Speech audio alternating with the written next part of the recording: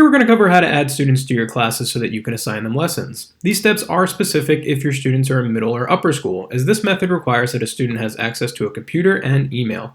If your students are in lower school, be sure to check out the video on that instead. To start, click on the class you want to add students to, and in the left column click Students, then choose Add New Students.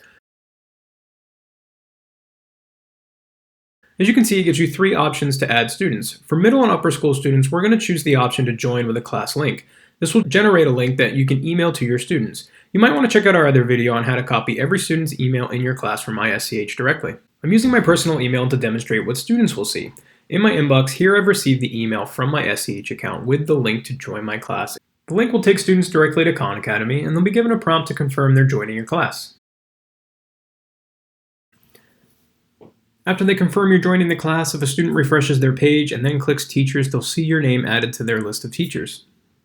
However, they won't see anything specific to your class until you assign your first lesson or activity. So I'm going to flip back over to my SCH account, which is the teacher in this example, and assign my first lesson. Flipping back to the main page of my teacher dashboard real quick, just to show you that under my class it has changed from saying that I had 0 students to 1. So this does update in real time as students accept your invitation.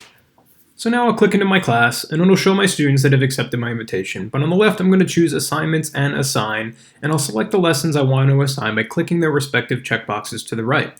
And then I'll choose the Assign button at the top. If you watched my previous video about creating your class, you might have remembered that I mentioned that these options weren't available because I had no students. But now that I have students enrolled in my classes, I can choose things like due date, due time, as well as what students I want to assign to. This is beneficial because obviously I can assign to all my students, but maybe you have a student who could benefit from a review activity. You can assign specific lessons to specific students.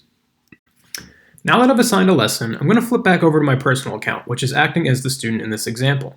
Once I'm there, if I refresh this, I'll see a new section has been added to my column on the left with assignments from my teacher. I just need to click them to begin. And that's how easy it is to add students and begin assigning lessons and activities. If you have any other questions, check out our other how-to videos, and if you still have questions after that, let us know by emailing us at tech@sch.org.